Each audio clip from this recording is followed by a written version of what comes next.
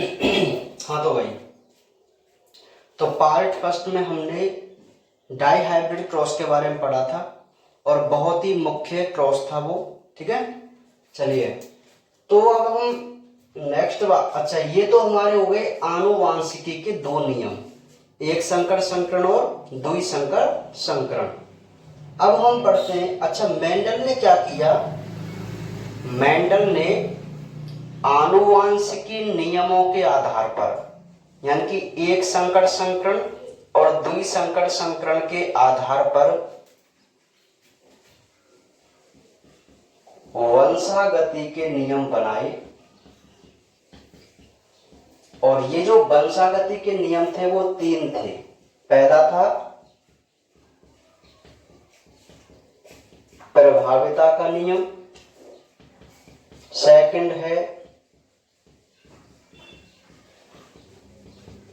युग्मकों की शुद्धता या विसंयोजन का नियम, और थर्ड है स्वतंत्र अपव्यूहन का नियम। बात समझ में आ गई? देखो, आपने 10th क्लास में ये तीन नियम पढ़े थे और उनकी थ्योरी पढ़ी थी, जैसे हमने एक संकर संकरण द्वि संकर संकरण पढ़ी है, ये बिल्कुल ऐसे ही थे ना। लेकिन यहां पर थोड़ा सा चेंजमेंट है। 12th क्लास में थोड़ा सा चेंजमेंट है। हमने एक संकर संकरण और द्वि संकर संकरण का अध्ययन कर लिया है, जो आपने लगभग 10th क्लास में पढ़े थे, प्रभाविता और स्वतंत्र अपव्यूहन नियम के रूप में। लेकिन यहां इन नियमों की थ्योरी थोड़ी चेंज है, तो वो भी आप समझना। देखिए, मेंडल ने क्या किया? आनुवांशिकी नियम एक संकर संकरण और द्वि संकर संकरण के आधार पर तीन वंशागति के नियम बनाए। और ये तीन वंशागति के नियम कौन कौन से थे? पहला था लॉ ऑफ डोमिनेंस, प्रभाविता का नियम। सेकंड था युग्मकों की शुद्धता, प्योरिटी ऑफ गैमेट या सेग्रेशन का नियम, विसंयोजन का नियम। ठीक है। और तीसरा था स्वतंत्र अपव्यूहन, इंडिपेंडेंट एब्सॉर्बेंट का नियम। ठीक है, स्वतंत्र अपव्यूहन नियम। तो हम तीन नियमों का अध्ययन करेंगे, जिसमें से आज हम केवल दो ही नियम पढ़ेंगे, प्रभाविता का नियम और युग्मकों की शुद्धता का नियम। ठीक है, और जो स्वतंत्र अपव्यूहन का है, इसका हम अध्ययन कल करेंगे। ठीक है भाई। तो देखिए, तो सबसे पहले हम बात करते हैं प्रभाविता के नियम की।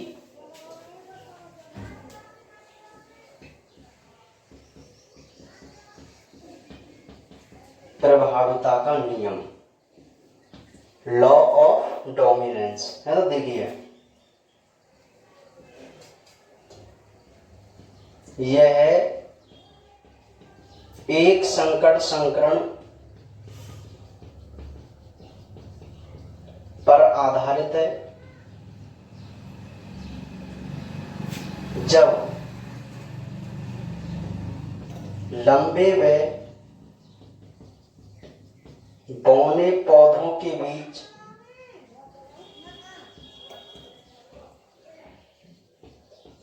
क्रॉस कराया जाता है, तो एबन पीढ़ी में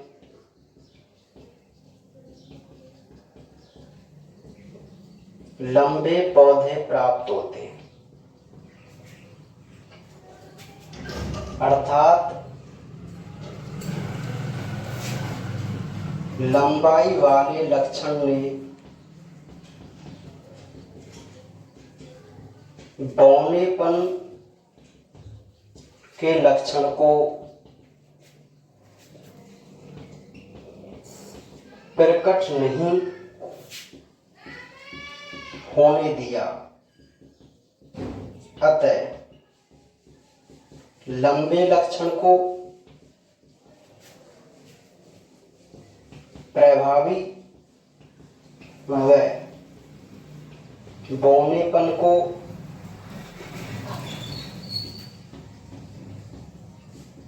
अप्रभावी कहते हैं।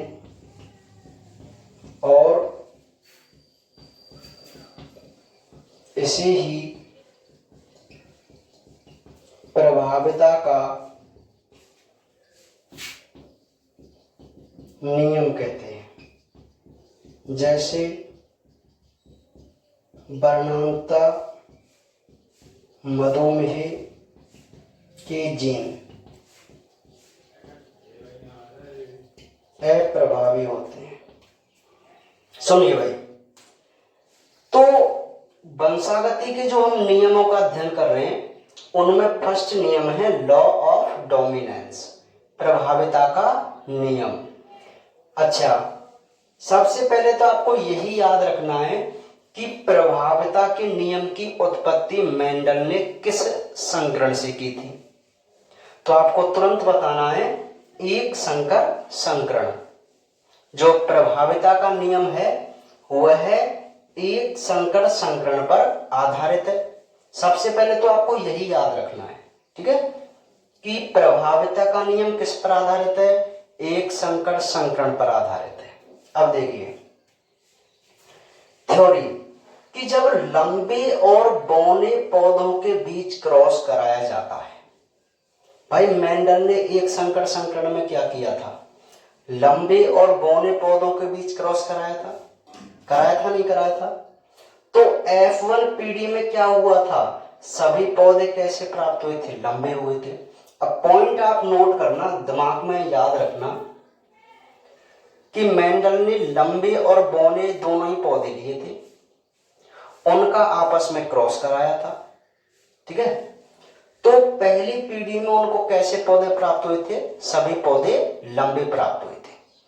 अब लंबे प्राप्त हुए तो हम यहां पर क्या कह सकते हैं कि लंबाई वाले लक्षण ने, भाई पौधे तो हमारे पास दोनों ही थे, बौने भी थे और लंबे भी थे, लेकिन F1 पीढ़ी में, पहली पीढ़ी में एक भी प्लांट बौना उत्पन्न नहीं हुआ।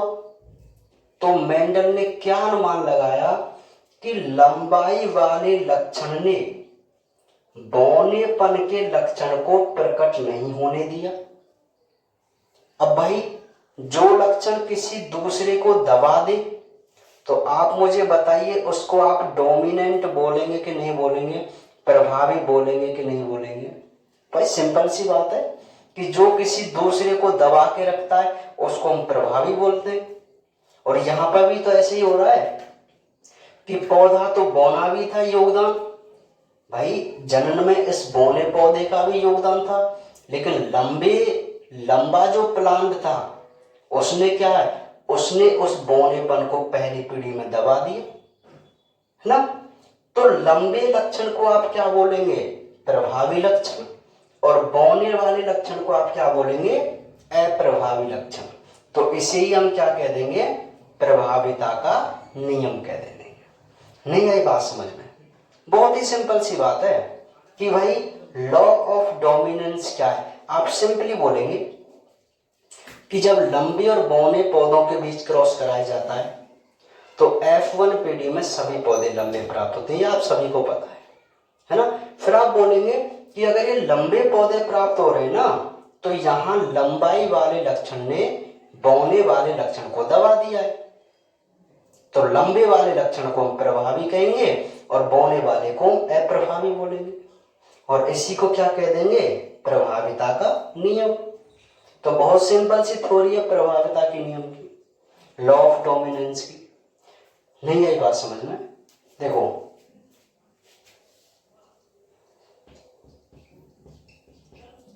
ये पहली इस प्रकार के उनके जनक थे। तो पहली पीढ़ी में कैपिटल टी स्मॉल टी योगदान तो दोनों का है, लेकिन जो पौधे हुए थे वो कैसे हुए थे भैया, लंबे। तो यहाँ पे पता क्या हो रहा है कि ये जो कैपिटल टी वाला जीन है ना, ये इसको प्रकट नहीं होने दे रहा है स्मॉल टी को। तो आप सीधी भाषा में समझ सकते हैं ना कि कैपिटल टी का इस पर प्रभाव है। तो कैपिटल टी तो प्रभावी लक्षण हो गया और स्मॉल टी अप्रभावी लक्षण हो गया। और जब हम यहाँ पर प्रभावी और अप्रभावी की बात कर रहे हैं तो वही हमारा प्रभाविता का नियम हो गया, ठीक है। अब ये नियम किस पर आधारित है? एक संकर संकरण पर आधारित है। ठीक है। अब ये एग्जाम्पल में मैंने क्या लिखा है कि वर्णांतता और मधुमेह, वर्णांतता और मधुमेह। अब हमें ये भी तो समझना है कि इस प्रभाविता के नियम का हमारे लिए क्या महत्व है। तो हमारे लिए पता क्या महत्व है कि हमारी बॉडी में कुछ आनुवांशिक बीमारियों को उत्पन्न करने वाली जीन, हमारी बॉडी में कुछ आनुवांशिक बीमारियों को उत्पन्न करने वाले जीन अप्रभावी होते हैं। कैसे होते हैं? अप्रभावी। ये अरे भाई, अगर वो अप्रभावी हैं तभी तो वो हमारी संतान में नहीं जा पाते, क्योंकि जो सामान्य वाला जीन है वो प्रभावी है, तो वो खतरनाक जीन को शो नहीं होने देता, तो इसलिए हम स्वस्थ बने रहते हैं, या हमारे जो बच्चे होते हैं वो स्वस्थ चलते रहते हैं। बात समझ में आ गई? तो प्रभावी और अप्रभावी का ये योग महत्व है हमारी बॉडी के अंदर, है ना। कि जो खतरनाक जीन है ना, खतरनाक बीमारियों के, वो अप्रभावी अवस्था में है, और अगर वे अप्रभावी अवस्था में है तो वो कई बार कुछ पीढ़ियों में प्रकट होते हैं, हमेशा नहीं होते। अगर वो प्रभावी होते ना तो सभी बच्चे इस डिजीज से ग्रसित होते चले जाते हैं। ठीक है। तो यह था हमारा प्रभाविता का नियम। अब नेक्स्ट हम पढ़ते हैं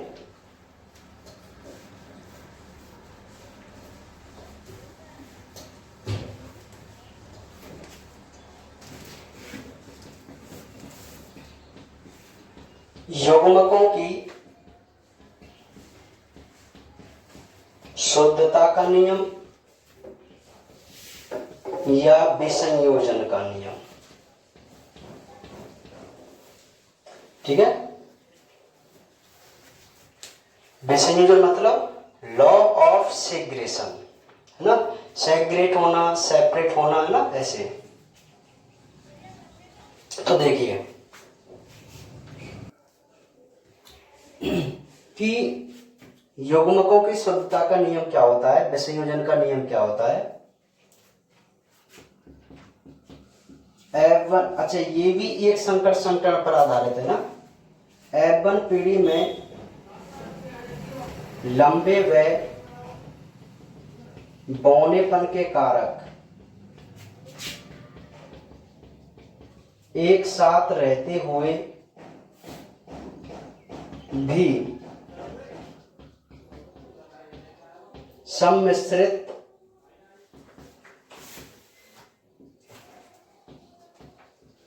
नहीं होते, अर्थात एक पर दूसरे का प्रभाव नहीं पड़ता, और F2 पीढ़ी में लंबे व बौने दोनों प्रकार के पौधे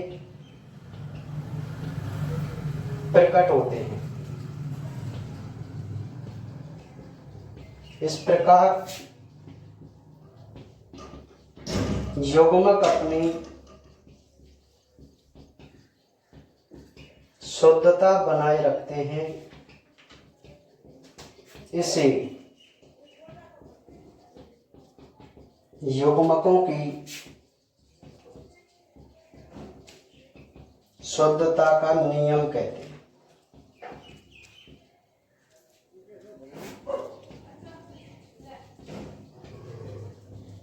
युग्मक निर्माण के समय दोनों युग्म विकल्पी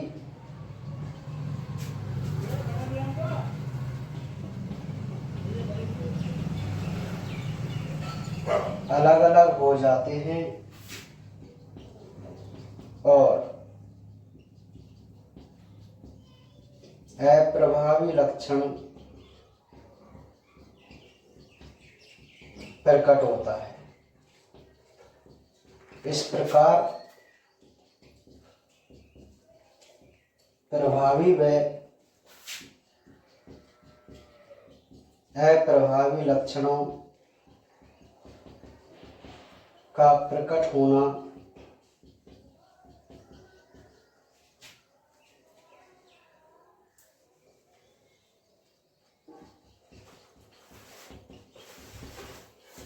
विसंयोजित होना विसंयोजन का नियम कहलाता है। सुनिए भाई, सेकंड जो नियम है वह है युग्मकों की शुद्धता का नियम या विसंयोजन का नियम। ठीक है, तो देखिए ये भी एक संकर संकरण पर आधारित है ना। अब आप इसकी थ्योरी समझना कि भाई F1 पीढ़ी में लंबेपन व बौनेपन के कारक, एक संकर संकरण में जो F1 पीढ़ी थी वो ये थी, कैपिटल टी और स्मॉल टी। तो आप देखिए इसमें लंबेपन वाला गुण और बौनेपन वाला गुण एक साथ है, बताओ है कि नहीं? एक साथ है, फिर भी एक दूसरे से मिक्स नहीं होते, अर्थात एक पर दूसरे का प्रभाव नहीं पड़ता। अरे पहली पीढ़ी में तो कैपिटल टी ने इस पे प्रभाव जमा दिया था स्मॉल टी पे, तो सभी पौधे लंबे हुए थे प्रथम पीढ़ी में। लेकिन F2 पीढ़ी में जब ये F2 पीढ़ी में जो प्लांट डेवलप हुए थे उसमें क्या देखा गया कि इस लंबेपन का इस पर कोई प्रभाव नहीं पड़ा स्मॉल टी पर। तभी तो सेकंड पीढ़ी में बौनेपन वाला गुण प्रकट हो गया था। अगर बौनेपन वाला नहीं प्रकट होता सेकंड पीढ़ी में भी तो हम कह सकते थे कि इसका इस पर प्रभाव है। ठीक है, लेकिन यहाँ क्या है देखिए, तो मिक्स हो जाते तो ये लंबे लंबे पौधे होते, अर्थात मैं कह रहा हूं कि दोनों युग्म विकल्पी एक साथ जाते अगली पीढ़ी में तो सभी पौधे फिर लंबे होते, लेकिन ऐसा नहीं हुआ था, कुछ पौधे बौने भी डेवलप हुए थे।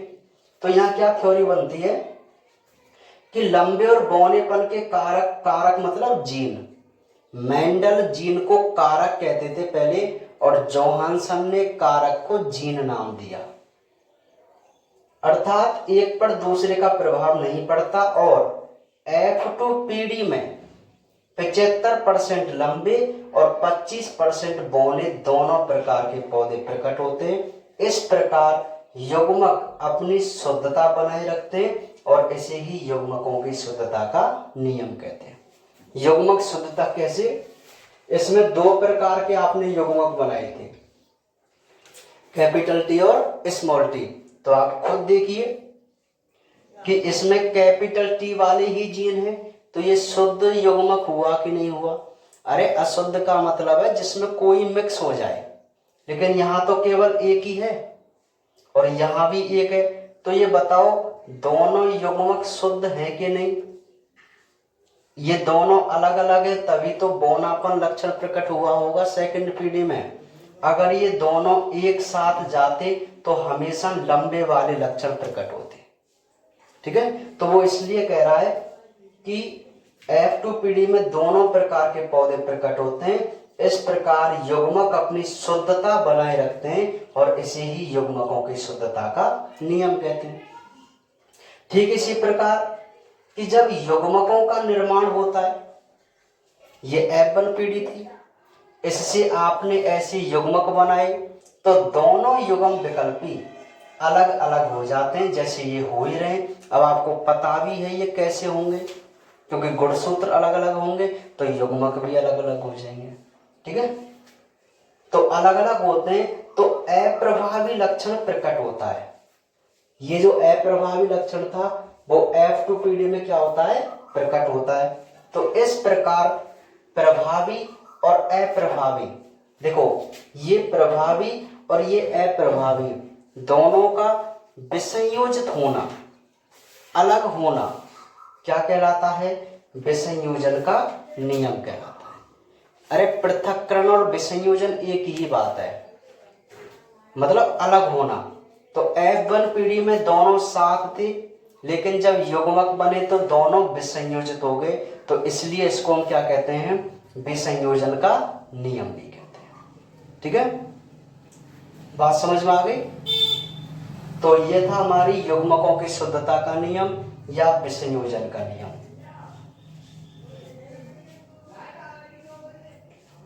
तो अब आप दोनों को यहां पढ़ सकते हैं। आज के लेक्चर में हम केवल इतना ही पढ़ेंगे और कल हम बात करेंगे अपने इंपॉर्टेंट नियम के बारे में, स्वतंत्र अपव्यवहार के बारे में। ठीक है।